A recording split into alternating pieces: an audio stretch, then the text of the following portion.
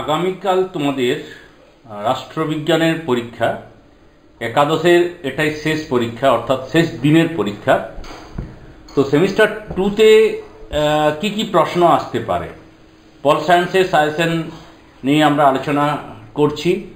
প্রথমত বলে রাখি, তোমাদের 2 নম্বরের 5টি প্রশ্ন করতে হবে, অর্থাৎ 10 নম্বর প্রাথমিক বিভাগ ক। তারপরে তোমাদের 3টে প্রশ্ন দেওয়া হবে 4 নম্বর করে, অর্থাৎ 4 × 3 = 12, আর 6 নম্বরের 3টে প্রশ্ন 18, এটা হচ্ছে 40।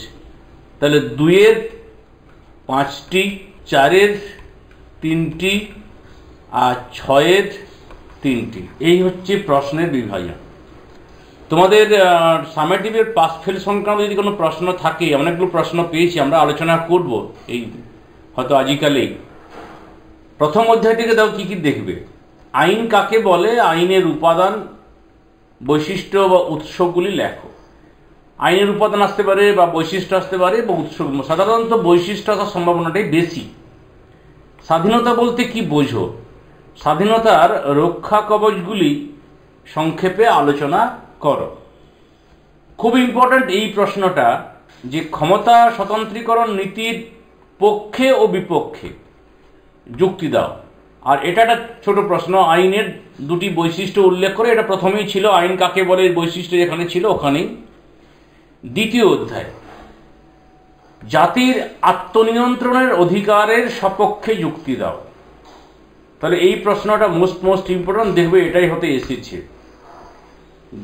জাতির আত্মনিয়ন্ত্রণের অধিকারের সপক্ষে ও বিপক্ষে যুক্তি দাও।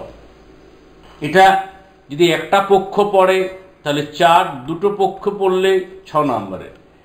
জাতি ও রাষ্ট্রের মধ্যে পার্থক্য, শুধু 2টি পার্থক্য বলে তাহলে 2 নম্বর, বেশি পার্থক্য থাকলে 4 নম্বর।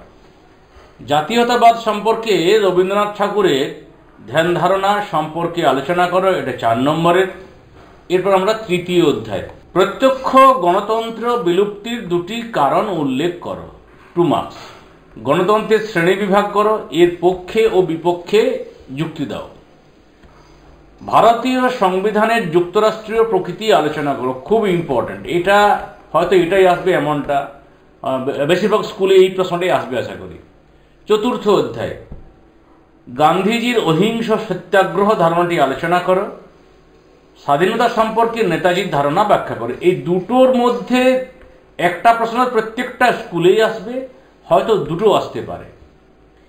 এরপর এই প্রশ্নটায় যারা অতিরিক্ত তারা দেখে রাখবে, মৌলানা আবুল কালাম আজাদের শিক্ষা সম্পর্কিত ধারণাটি লেখো। এই যে তোমরা সাজেশন দেখছো, আমাদের পল সায়েন্স বিভাগের মাননীয় শিক্ষক মহাশয় মণিশঙ্কর স্যারের এটা প্রস্তুত করা, ঠিক আছে? তো তাকে ধন্যবাদ জানিয়ে আমরা পরের দিকে যাচ্ছি। পঞ্চম অধ্যায়, সংবিধানের মৌলিক অধিকার লিপিবদ্ধ করার প্রয়োজনীয়তা উল্লেখ করো, খুব ইম্পর্ট্যান্ট।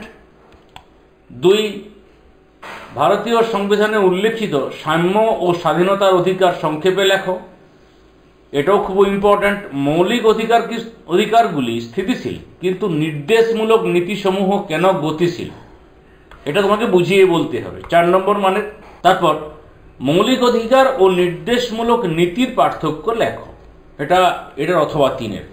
শেষ অধ্যায়, নির্বাচন কমিশনের 2টি ত্রুটি উল্লেখ করো। নির্বাচন কমিশনের প্রধান 4টি কাজ উল্লেখ করো, তাহলে 4 নম্বর হবে।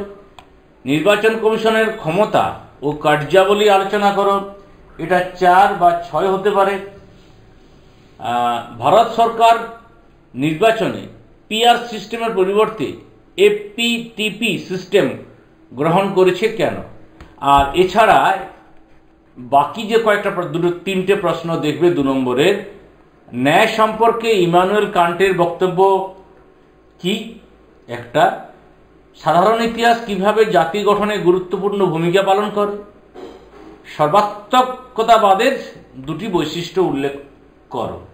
এ হচ্ছে সাজেশন। আশা করি সকলেই এইখান থেকেই প্রশ্নগুলো পাবে। তোমাদের পরীক্ষা ভালো হোক এই বলে এখানে